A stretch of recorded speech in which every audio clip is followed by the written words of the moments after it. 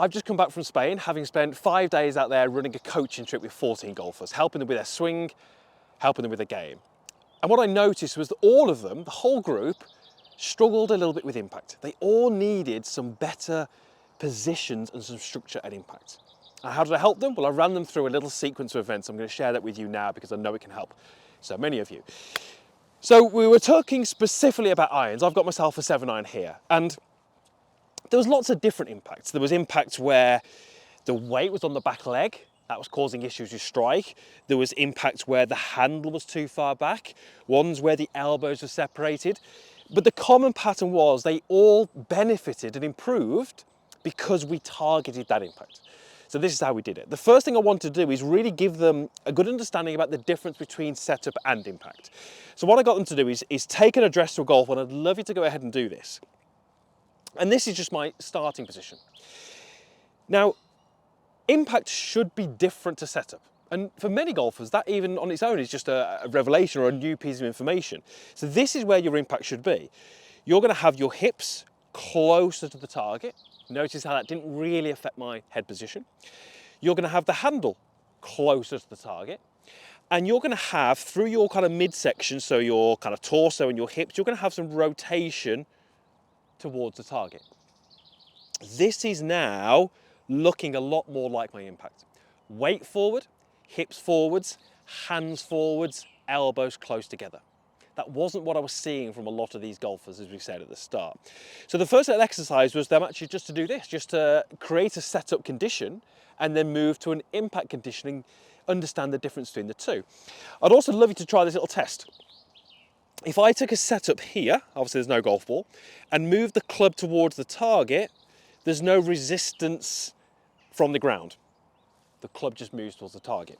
When I can move from my setup to my impact, what I'm looking to do is, as I move the club towards the target, look at that, the ground gets in the way.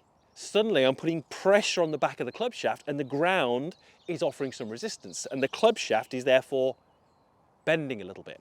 Now, as I continue that, I should be able to scrape that club along the ground until it reaches probably the inside of my lead foot, at which point the club comes off the ground.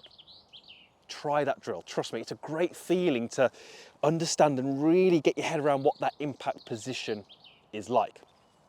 That was our first stage. Once we'd sort of learned that and we'd sort of understood the differences, I wanted to actually put a little bit of a movement in there, actually get them to hit some shots from this better impact position.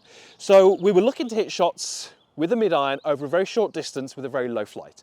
But I wanted them to take a setup, find impact, and then very simply hit some shots from there. Pretty similar to what we've just done, but actually putting a movement in there. Let me show you what that looks like. And I want you to really pay attention to where I finish this movement. Setup, impact, little golf swing, and there's that shot we want, that low ball flight. Look at my follow-through position. Where does my body face? It faces the target. What are my elbows doing? They're close together, and that club head could not be further from me.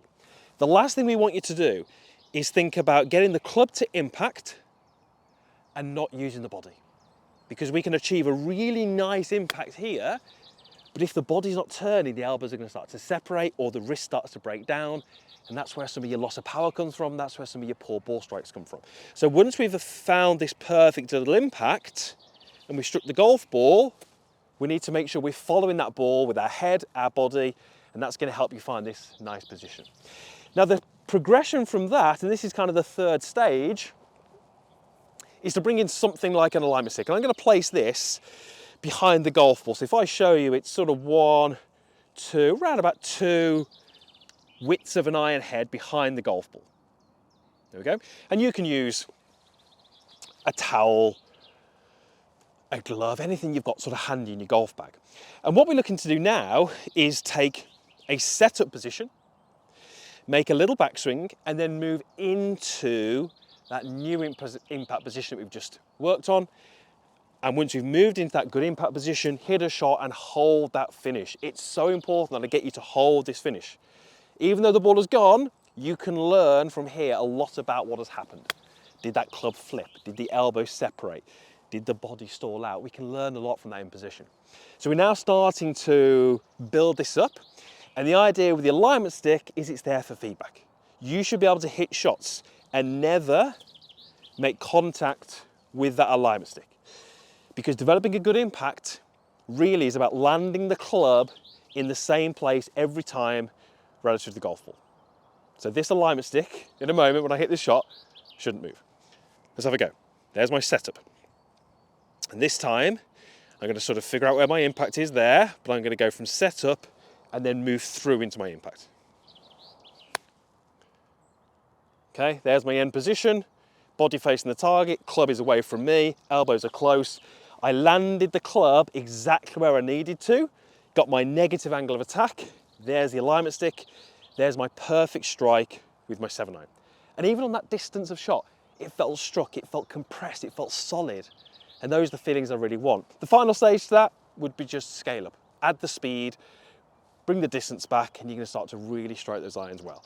It helped all of the 14 golfers we had in Spain. I know it can probably help you as well.